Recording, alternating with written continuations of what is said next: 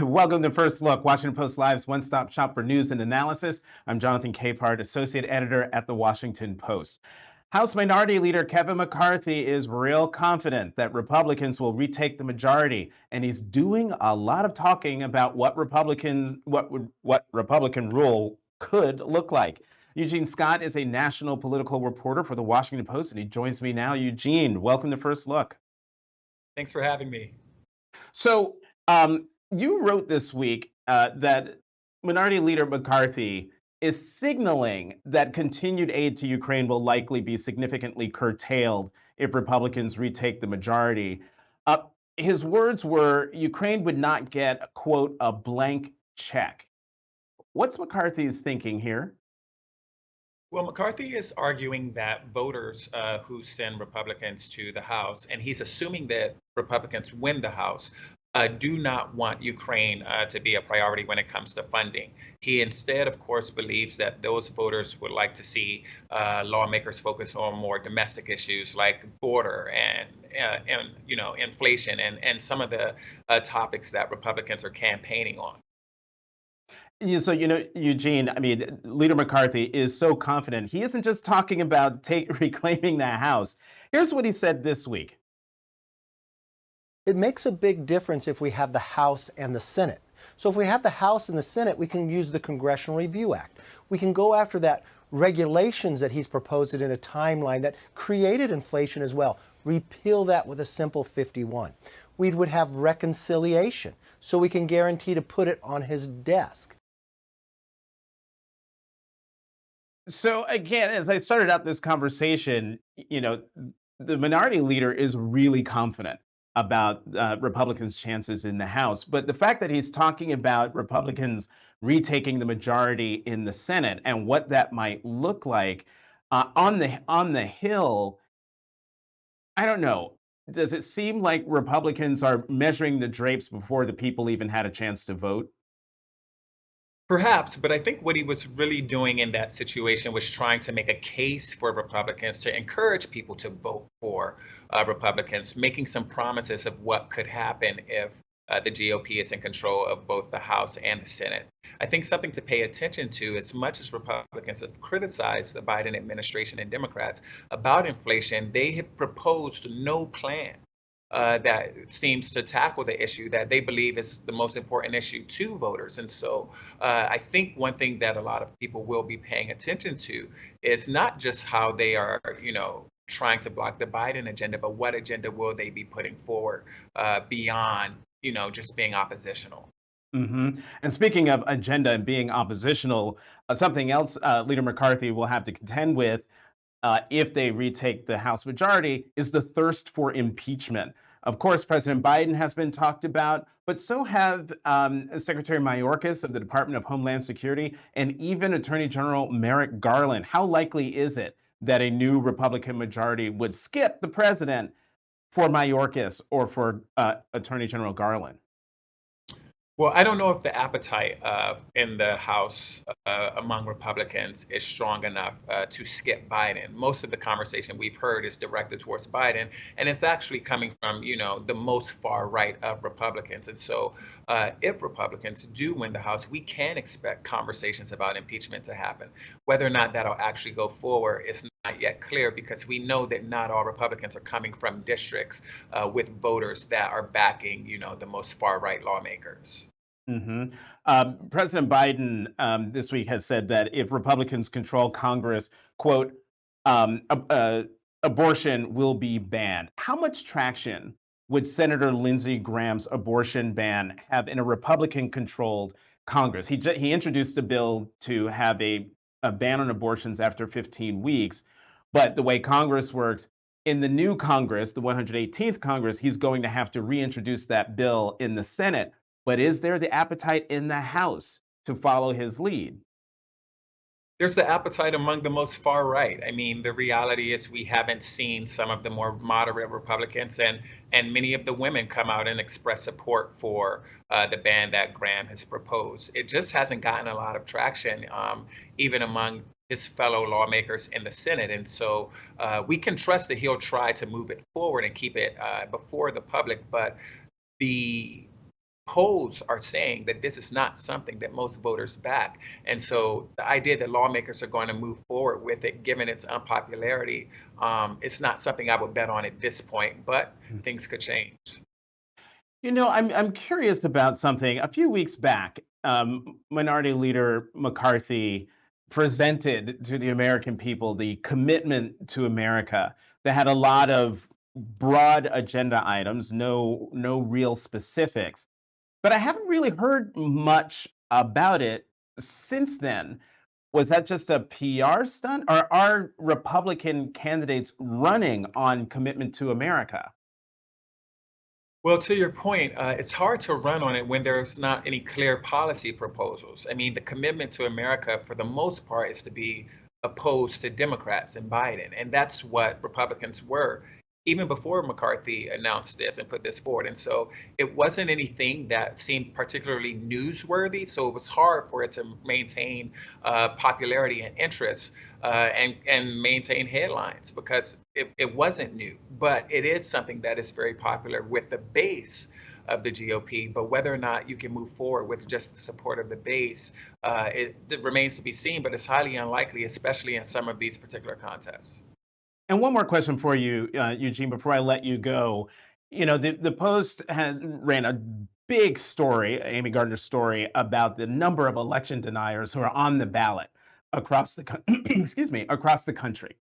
If Republicans retake the House majority and Minority Leader Kevin McCarthy becomes Speaker Kevin McCarthy, through your reporting, are you getting the sense that McCarthy's leadership team is prepared for the kind of majority he could possibly have in the 118th Congress? And I'm thinking of former Speaker John Boehner and how difficult it was for him when he became Speaker with the Tea Party contingent that came in 2010. Well, you would think so because McCarthy's been here for a while, and this pro-Trump, anti-Biden conspiracy theory about the 2020 election isn't a new idea. So he's familiar with it, not just from supporters, but from colleagues. And he's keeping his eye on the individuals who are running for seats and who are more likely to win and than lose, and doing his calculations about what his team could look like. So if he's not prepared, it won't be because he hasn't had the experience and information. I think Republican lawmakers and voters have made it clear repeatedly where they stand on the 2020 election, and McCarthy should know that. Eugene Scott, Washington Post national political reporter, thank you for coming to First Look. Have a great weekend. You as well. Going to keep the conversation going with the Opinions Roundtable in just a moment. Let's go to the opinion side of the Washington Post, where we will find Washington Post columnists E.J. Dionne and George Will. E.J., George, welcome back to First Look. Good to be with you. All right, this whole conversation is going to be about the midterms. EJ, we've got 2.5 weeks to go until Election Day. Are the Republicans overconfident about their prospects for regaining the majority in the House and the Senate? Yeah, I think they are overconfident, perhaps just as Democrats were prematurely elated when they surged ahead in the summer. I think this is a very, very tight race. I think the polling, by the way, is very difficult in this election because you've had these huge surges in turnout over the last 3 elections. And so pollsters are having trouble figuring out who's going to vote this time. We don't know what turnout is going to look like. But I also think that overconfidence goes to what you were talking to Eugene about. If you sort of think you're going to win and the game isn't over yet, you get lazy. And I think that some of the things Kevin McCarthy is saying are quite dangerous to their victory, he and others in the Republican leadership. This talk about, well, I'm going to be tougher on aid to Ukraine. Americans overwhelmingly support Ukraine's fight against Russian aggression. I don't think Ukraine is a voting issue, but I think a lot of Republicans are going to be disturbed by that. But even more, they are talking openly about shutting down the government to rein in or cut Social Security and Medicare. This sure is not a good idea before an election. And shutting down the government is both stupid and dangerous. And the Liz Truss experience, as our conservative colleague Henry Olsen wrote this week, should be a message to Republicans that using this kind of leverage that can endanger our credit rating as a country to cut Social Security and Medicare is a really bad idea. And George, I would love to get your thoughts as well on this. But in answering the question, you've been a strong supporter of Ukraine. How worried are you by Minority Leader McCarthy's comments about, Ukraine not having a blank check in the 118th Congress? Well, that's an anodyne statement from McCarthy. No one has a blank check for anything. The devil is in the details. EJ is right. The American people rightly support and celebrate what Ukraine is doing. For a country running trillion-dollar deficits, Ukraine is the kind of change you find in the sofa cushions. I mean, this is a tiny expenditure. What, $13 billion so far? It's a rounding error on current federal spending. So I'm not that worried about it. Mm-hmm. Each of you, we've seen stories this week about how, on the one hand, Democrats are focused on abortion and threats to democracy, and Republicans are focused on the economy and crime. Is it either or is it all of those issues? EJ, you go first. Well, I went out to Ohio this week, and I was with Tim Ryan, who's running a very close race in a state that Trump carried by 8 points against J.D. Vance. Now, some of that goes to J.D. Vance's weaknesses as a Republican candidate, but some of it goes to the fact that Tim Ryan is talking very aggressively about economic issues. He's young, on the young side, but he is an old-fashioned labor Democrat who talks a lot about unions, about working people, about wages, about jobs. And I just don't see how any party can leave aside economics. I've noticed this in other races. I looked at 2 swing seats in Pennsylvania, where the Democratic candidates know they've got to address the economy. Up in New Hampshire, Maggie Hassan talks a lot about economic development. The Republicans are focused very hard on crime, on immigration, and on inflation. And if that's all voters are thinking about on election day, the Republicans are going to win. The Democrats, the smart Democrats, are not leaving economics to Republicans, even as they want voters to think about abortion rights, gun safety, and other questions. George? Well, certainly inflation is, by an order of magnitude, the biggest issue right now, and crime is second. And those don't work for the Democrats. It does look awfully like trying to change the subject when they keep talking about abortion. A venerable Democratic consultant, of friends to all of us, James Carville, has warned them that this is not a year in which you can just talk about abortion, because that's not, people are reminded at the gas pump and as they walk down the aisles of a grocery store what the biggest issue for them is. I don't know, go back and say something about what EJ said. Any poll is only as good as your turnout model. Mm-hmm. And early results from early voting in Georgia indicate that people are rabid to get to the polls. Now, there's an old theory, and I think it's a false one, that high voter turnout is a sign of civic health. It's often a sign, as it is today, of low simmering anger and civic unhealth. But it's going to be a large turnout, and we're going to see who that helps. I have a feeling both sides are going to turn out early. And if I could just ride one of my little hobby horses here for one more minute, I am so opposed to the excessive reliance on early voting. Obviously, we want to make voting easy, but not as easy as possible. There are conflicting values here. We're going to have maybe 40% of the vote cast before Election Day. We're going to have millions of votes cast before the last debates are held in some of these constituencies. It was rather nice to have a civic moment of Election Day when we all went out and did the same thing on the same day. Now we have election season, and it extends through almost 2 months. And I think that's unfortunate. Okay, EJ, I was going to move on, but I got to get your reaction to George talking about the quote excessive reliance on early voting. Well, I love the idea that if everybody had the day off and if everybody had the same work schedules and if everybody had the same freedom on election day to go vote without worrying about showing up late to work, that'd be great. But people's work schedules are complicated, especially lower income people.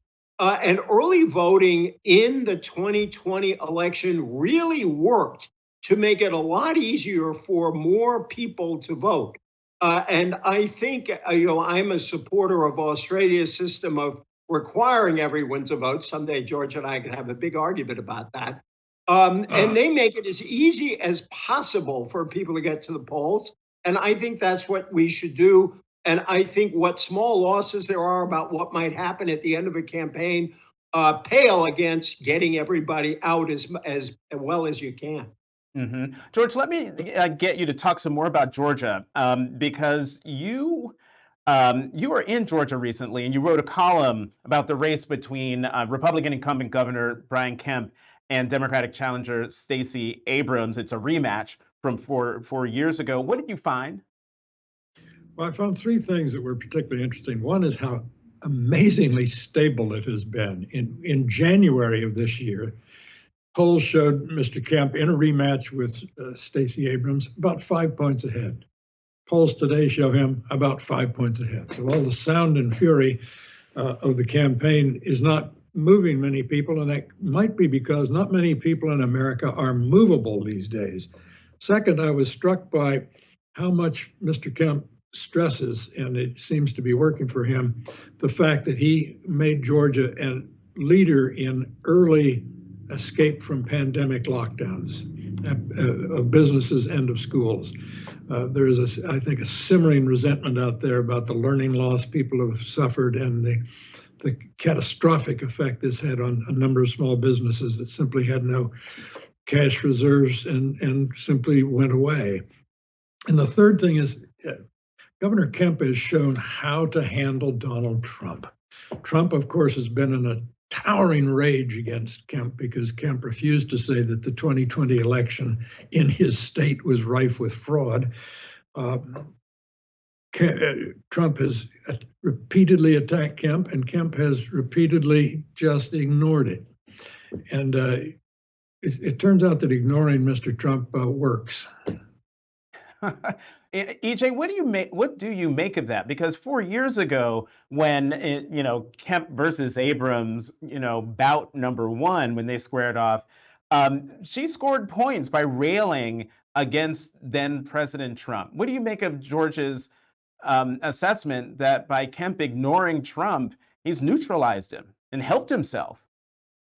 Well, I think he has definitely helped himself. I was down there, and I haven't been down this year. I was down there in 2018. Stacey Abrams is a great campaigner. She rallied people against Republican efforts to restrict access to the ballot and against Donald Trump. And she almost won that race. I think this year, oddly, for everyone who says Trump's power in the Republican Party is overwhelming, and it clearly is in most primaries, I think the reason Kemp has a lead now that he didn't enjoy 4 years ago is precisely because he stood up for Trump. And I think that's making it harder for Abrams, who is still a good candidate, to get some of those suburban anti-Trump voters that she got the other time. Kemp has checked the box. No, I'm not a Trump supporter. And also what Abrams is running into is a headwind this year. This is not the ideal year for a Democrat. She had a tailwind in 2018, which was a great Democratic year. So in some ways, it's amazing she has stayed within 5 points in this circumstance. Right. Kemp stood up to Donald Trump, not stood up for Donald Trump. Yes, EJ, right. you wrote, to come back to the Ohio race and Congressman Tim Ryan versus Republican J.D. Vance. You wrote that you think that Congressman Ryan could flip the seat, that he could upset J.D. Vance, and I'm just wondering, why do you believe that? Because Ohio has been yeah, it's a swing state, but it's been kind of reliably Republican, no?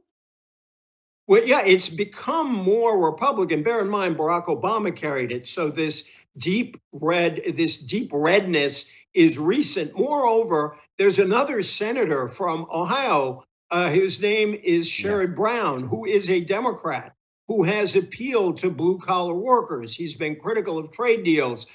He talks incessantly, and I think that's a good thing, about the dignity of work. Tim Ryan is running as a Sherrod Brown Democrat.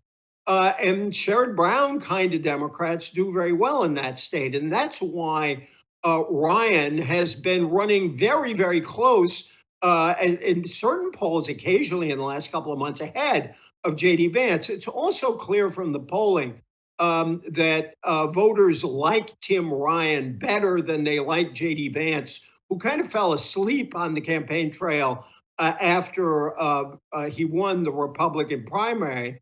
And so I think the issue there is, will some Republican-leaning voters who really don't want to vote Democratic vote for the candidate they like better, who's Tim Ryan, or will they vote for the candidate they don't like very much to vote for the Republican Party? And Vance's whole campaign, Vance's whole campaign now is to get Republicans to vote Republican, even if it means voting for him. George, what do you make of that? And what do you make of EJ's contention that Tim Ryan actually has a chance? Does he really have a chance from your perspective? Well, sure. I mean, he's not quite within the margin of error in the polls, but he's close enough, and we'll see how much volatility there is at the end of this. Republican operatives have nothing, and I mean nothing good to say about Vance as a candidate. EJ said he went to sleep. They just think he's lazy and he's been mailing it in. And the degradation he inflicted on himself to get the nomination was such that Trump comes in, and with Vance standing on the stage with Trump, Trump says Vance would kiss my ass in order to get my support. And I mean, with Vance standing there. So it's hard to see if Ohio has any appetite at all for dignity in public officials, and maybe that's a passé concern in modern American politics. It's hard to see how Vance wins easily, certainly, or wins at all. You know, that's an interesting. Were you saying something, EJ? Sorry. No. Oh, I so couldn't that's agree an more. interesting dichotomy here. You've got, on the one hand, Brian Kemp ignoring Donald Trump, and it's helping him. But on the other hand, you've got J.D. Vance, as George was saying, standing on the stage, and I don't even know how to describe it, standing there while Donald Trump just that's the word I'm looking for, humiliates him in front of a crowd that's supposed to be there to support him. Do any of these things matter anymore? Sometimes I'm in the George Will school of, just sort of being mystified by how much we have lost in terms of dignity and respect for the political process, and even candidates doing and saying anything in order to get elected, including being humiliated by someone who's supposed to be supporting you. First of all, the Donald Trump kiss comment has been central since he made it to Tim Ryan's campaign, who has basically said, if Vance won't stand up for his own dignity against Donald Trump, how can he stand up for you? And it's been a very effective appeal. And Vance has tried to say it was a joke, but that doesn't work at all. I think this really is a test of whether Republican partisanship, and maybe partisanship in general, but I think this year, particularly Republican partisanship, overwhelms what people feel about candidates. By any rights, Herschel Walker should not be in any contest against Raphael Warnock down in Georgia. That should be over by now, but it's not. Dr. Oz in Pennsylvania has been up to now a terrible candidate, yet he's still in the race. I think what we're seeing is that for an awful lot of Republicans, whatever it takes and whoever it takes to get a majority, they're willing to go down that road no matter what the candidate does. And we're going to find out on election day if that's the case. And George, on that question of candidate quality, let's say Republicans do retake the majority. If they do, there are going to be some questionable characters there. It could be Senator Walker. It could be Senator Oz.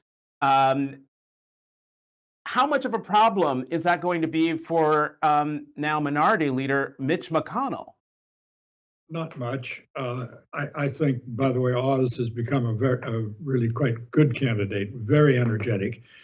And I think Oz is probably going to win because the Democratic candidate is worse for health and other reasons.